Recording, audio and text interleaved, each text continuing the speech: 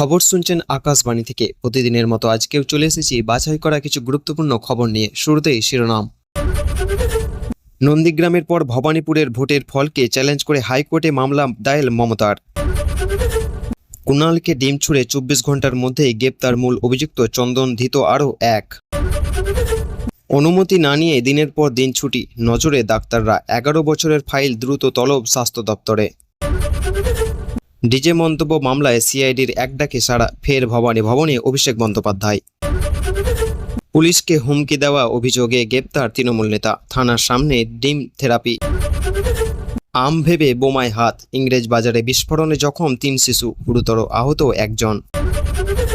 তৃণমূল ভাঙনে master mind বিজেপির সাংসদ রমেশ, প্রকাশ্যে এলো বড় তথ্য। জাহাঙ্গীরের গ্রেপ্তারি ঘিরে ফলতায় তীব্র বিক্ষোভ, পুষ্পার মুক্তির দাবির পথে মুসলিম মহিলারা। হাওড়ায় প্রধান কার্যালয়, বাংলাতেই এনসিপিআই দলের শিকড়, জেনে নিন ঠিকানা। মমতার কাছে নতুন গাড়ি চেয়েছিলেন সুদীপ বন্দ্যোপাধ্যায়, ফাঁস করলেন কুণাল ঘোষ।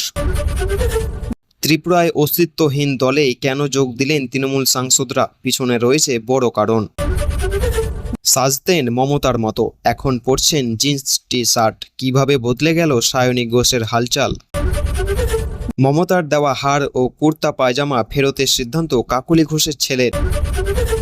ফের সিআইডি তদন্তের মুখে অভিষেক, ডিজে মন্তব্যের জেরে ভবানী ভবনে তলব। শুধু বেকার হলেই হবে না, যুবশক্তি 3000 টাকা পেতে লাগবে এই যোগ্যতা, জেনে নিন বিস্তারিত খবরে। এতক্ষণ শুনলেন সংবাদ শিরোনাম, এবার আসছি বিস্তারিত খবরে। যারা এখনো পর্যন্ত ভিডিওটিকে লাইক করেননি তারা লাইক করে চ্যানেলটিকে অবশ্যই সাবস্ক্রাইব করবেন। ফের সাঁড়াশি চাপে অভিষেক বন্দ্যোপাধ্যায়, এবার ডিজে মন্তব্য মামলায় ভবানী ভবনে হাজিরা দিলেন তৃণমূলের সর্বভারতীয় সাধারণ সম্পাদক অভিষেক বন্দ্যোপাধ্যায়। রবিবার তাকে সিআইডি ডেকেছিল বিধানসভায় সুইজাল কাণ্ডের তদন্তে, কিন্তু এবার ডাকা হলো নির্বাচনের প্রচারের সময় ডিজে মন্তব্যের জেরে। জানা গিয়েছে অভিষেককে দুপুর 12টায় ভবানী ভবনে আসতে বলা হয়েছিল, কিন্তু তিনি নির্ধারিত সময়ে 3 মিনিট আগে সেখানে পৌঁছে যান। প্রাপ্ত রিপোর্ট অনুযায়ী নির্বাচন প্রচারে বিজেপিকে প্রকাশ্যে হুঁশিয়ারি দিয়ে ডিজে বাজানোর মন্তব্যে জেরে আজ মঙ্গলবার ভবানী ভবনে হাজিরা দিতে গেলেন অভিষেক বন্দ্যোপাধ্যায়। সকাল 11:45 নাগাদ বাড়ি থেকে রওনা দেন তিনি। দুপুর 12টায় তার হাজিরা দেওয়ার কথা ছিল। নির্ধারিত সময়ে 3 মিনিট আগে ভবানী ভবনে প্রবেশ করেন অভিষেক। এরপরে ভিজিটর্স বুকে সই করে ভিতরে চলে যান তিনি। তবে এদিন ভবানী ভবনের ভিতরে প্রবেশের সময় অভিষেকের সঙ্গে আর কাউকে দেখা যায়নি। এখনও চলছে জিজ্ঞাসাবাদ, তার বয়ান রেকর্ড করা হতে পারে বলে মনে করা হচ্ছে। উল্লেখ্য, বিধানসভা নির্বাচনে প্রচার পর্বে অভিষেক ডিজে বাজানো নিয়ে মন্তব্য করেছিলেন। ভোটের ফলাফল বেরোনোর পরে পরবর্তী পরিস্থিতি সম্পর্কে তিনি বলেছিলেন, ডিজে তো বাজবেই, এমন জোরে বাজবে কান ঝালাপালা করে দেবে। আর অভিষেকের এমন মন্তব্য ঘিরে পরবর্তী সময়ে সল্টলেকে সাইবার অভিযোগ দায়ের হয়েছিল।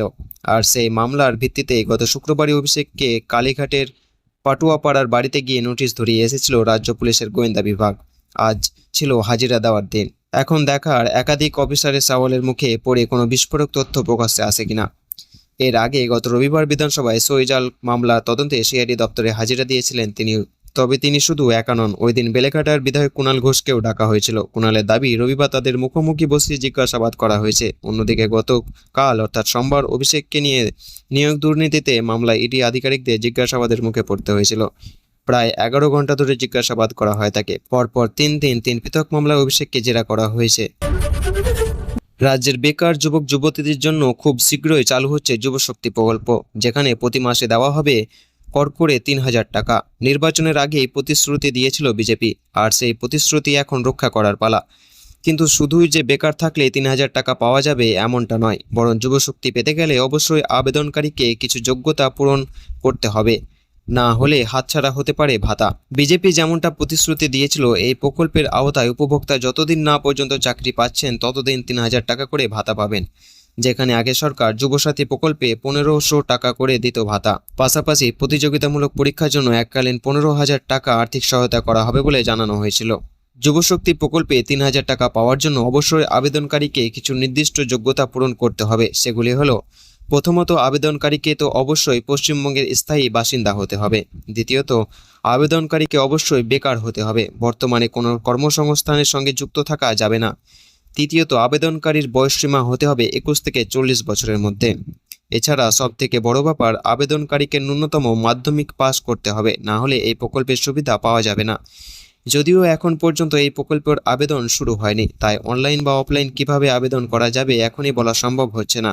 কিন্তু আবেদন করার পর অবশ্যই সেই তথ্য যাচাই করা হবে।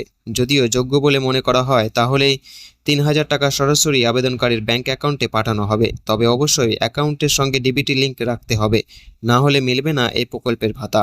কি কি ডকুমেন্ট দরকার? যুবশক্তি প্রকল্পের আবেদনের জন্য অবশ্যই আবেদনকারীকে কিছু ডকুমেন্ট সঙ্গে রাখতে হবে। তার মধ্যে উল্লেখযোগ্য হলো মাধ্যমিক পরীক্ষার অ্যাডমিট এবং মার্কশিট, জন্মের প্রমাণপত্র হিসাবে বার্থ সার্টিফিকেট, পরিচয়ের প্রমাণপত্র হিসেবে আধার কার্ড কিংবা ভোটার আইডি কার্ড, পাসপোর্ট সাইজের রঙিন ছবি।